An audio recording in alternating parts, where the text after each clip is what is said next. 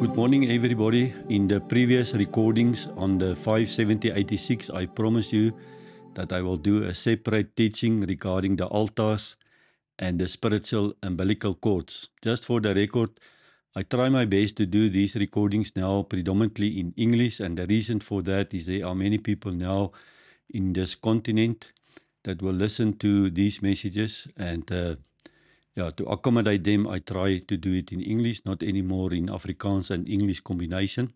But let's proceed with this teaching about the altars. This is for me a very important thing, and I want to address at least 5 aspects today in this series. The first one is that we need to break the altars.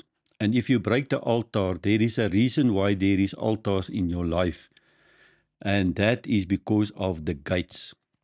Now, if you look at the city, you have altars, you have gates, and you have walls. Now, in our soul, we have the same things. We have altars, we have gates, and we have walls.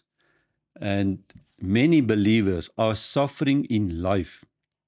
They pray, they fast, they do everything, but it is just as if the breakthrough is not coming. And I want to give you a tool, saints, after now about 12 to 13 years, very intensive in this healing ministry. The Lord really revealed deep truths to me. And I want to give you these keys so that you can come free. I have boldness today to tell you, when you follow the process that the Messiah showed me, I guarantee your freedom. And this is one of the biggest keys that I want to tell you. And the last two is Satan as a trap, and I will show you the scriptures, how Satan is putting us in his trap. And the last one is I want to encourage you to get off the battlefield. The time of battling on the battlefield is now ending. How do I know that? Because in the book of Chronicles, the Lord said to Jehoshaphat, get aside, Jehoshaphat, this is not your war. This is my war. You go and make music and I will handle your enemies.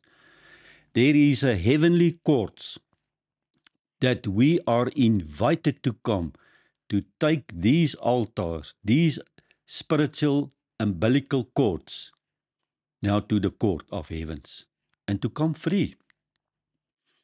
And I really want to encourage you now to sit back and listen to what the Holy Spirit wants to minister to you today.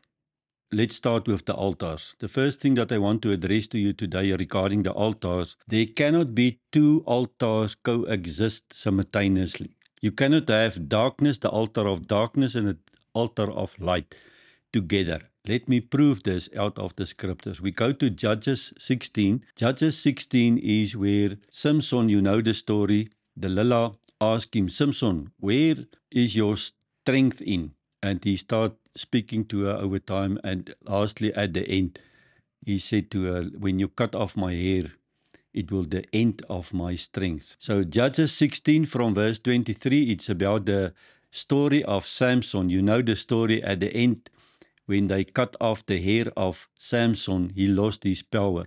His physical strength departed from him. And so I want to read from Judges 16:23, the following. Then the lords of the Philistine gathered them together for to offer a great sacrifice unto their god Dagon, and to rejoice, for they said, our God had delivered Samson, our enemy, into our hands. So there was a god called Dagon, and we already find it now in Judges. So Judges 24, when the people saw him, they praised them God, for they said, our God had delivered into our hands our enemy and the destroyer of our country, which slew many of us. They were praising and worshipping their God, Dagon. And so the reason why I'm telling you this is to find now that Dagon God when Samuel, in the book of Samuel, is speaking regarding that. Remember, in the time of Eli, the Philistines, the same Philistines now stole the ark.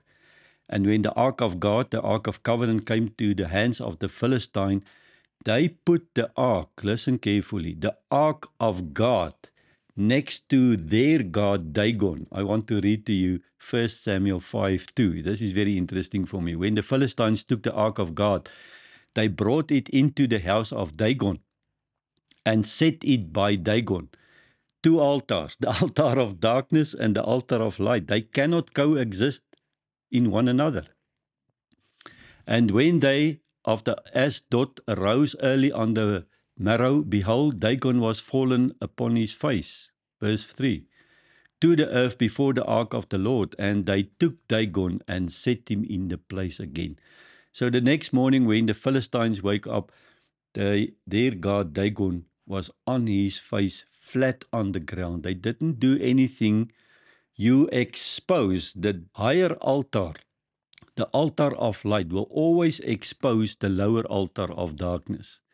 So they just went and they put Dagon up again. And verse 4 then, and when they arose early the next morning, behold, Dagon was fallen upon his face to the ground before the ark of the Lord. And the head of Dagon and both the palm of his hands were cut off upon the threshold. Only the stump of Dagon was left to him. If you try to erect the altars of darkness, once the altars of light has come into your soul realm, it will demolished. I am a witness of this ministry. I experience it on a weekly basis, saints. And the end of the Philistines, they then came and said, listen, this ark of God, it cannot be here. We need to get rid of it. My question is, which altar do you want to get rid of?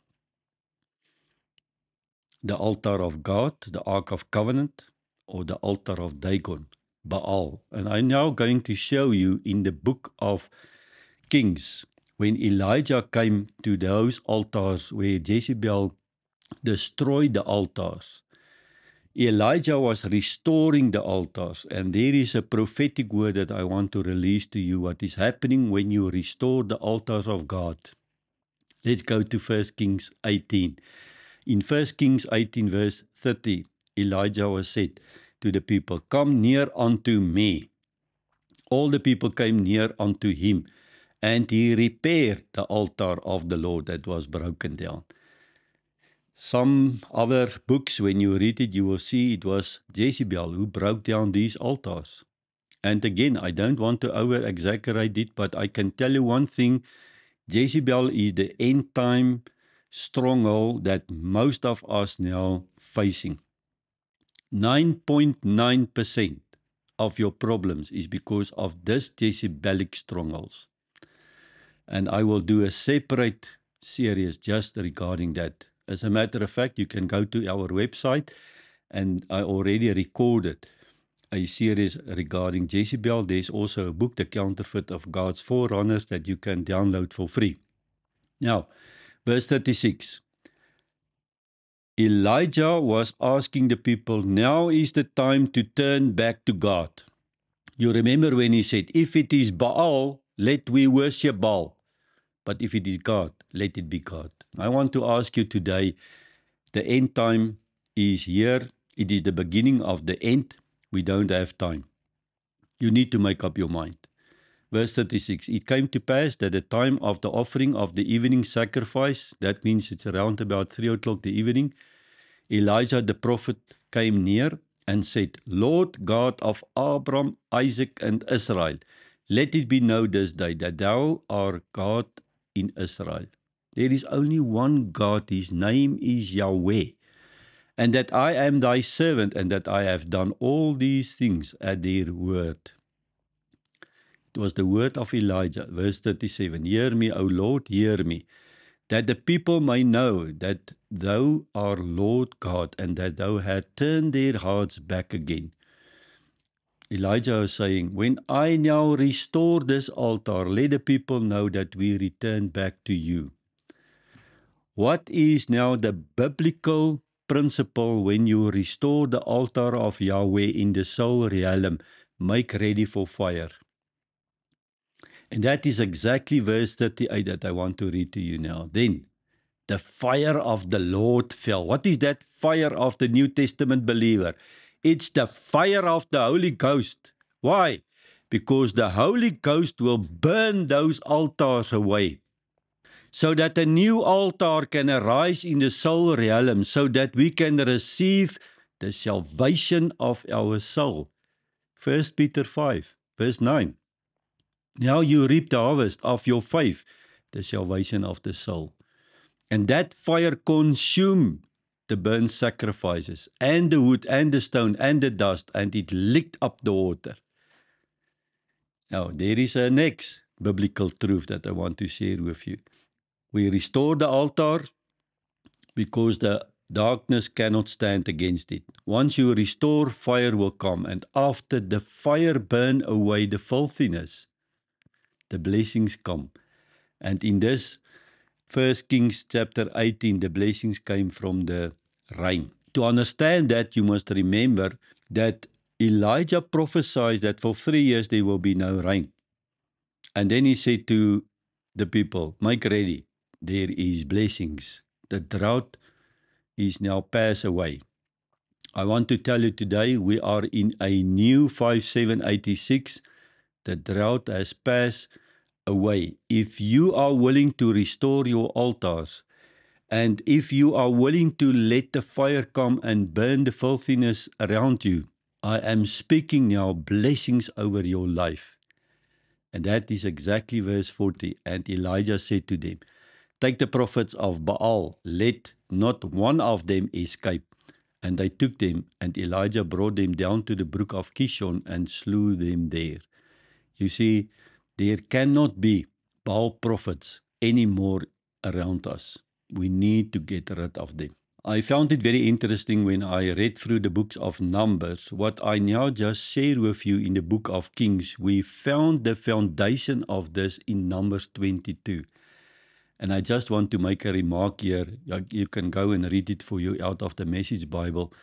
It was the place where the king Balak called Bilam, and he said, I want you to curse the people. But he could not. Out of his mouth came just blessings. And in the end of Numbers 22, in verse 39-40, Balak slaughtered then cattle and sheep, and they sacrificed on the mountain tops. To whom? To Baal. The next verse is a profound verse, verse 40. Numbers 22, verse 40. At daybreak, Balaam and Balak go up to the mountains of Baal, the heights of Baal, in the Message it says, so that he could get a good view of some of the people. And when he could not curse the people, Bilam then introduced the foreign women from those tribes, the Hittites, the Philistines, and all those hidden nations, into Israel. And at that mountain tops where the sacrifices took place, Baal Peor, there was orgies and sexual perversity. And that was the downfall of Israel. A different altar was raised up in Israel. And so henceforth, people, because we are born from corruptible seed, that is my next recording. Because we are born from corruptible seed, our spiritual umbilical cord is now linked with our ancestors back in time to Adam and Eve. Before we close, I want to read to you 1 Kings 18:41. Elijah said to Ahab, now the king, get thee up, eat and drink, for there is a sound of abundance of rain. I hope that you are hearing what the Holy Spirit is announcing this morning. There is a sound of abundance rain that is coming. That is the blessings of the saints for those who got rid of the altars in the soul dimension. If you need help, you go to the website. We have plenty of information. We have assistance to help you to get rid of those altars. Verse 45. It came then to pass in the meanwhile that the heaven was black with clouds and wind, and there was a great rain. Ahab wrote, and he went back to Jezreel. You know the story. Elijah, I don't know how old he was, but I think he was already at that stage a very old man. The Spirit of the Lord came upon him, and he got so empowered with the dunamis resurrection power that he outran the horses. Now, I want to see a man outrun a horse. That was what Elijah did. When the blessing is coming, we're going to outrun everything, saints. There is still work to be done. And I want to encourage you with these works. So stay tuned. In the next recording, I want to introduce the gates to you.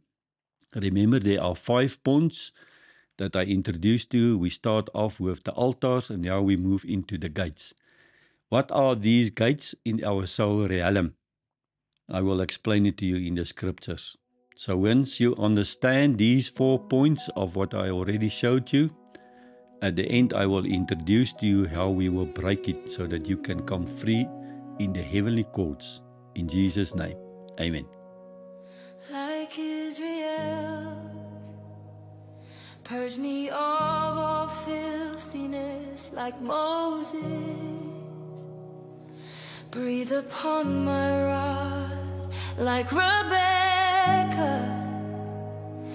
Fill my pitcher from the river of life like Samuel. Let me hear you always like Elisha. Open my eyes to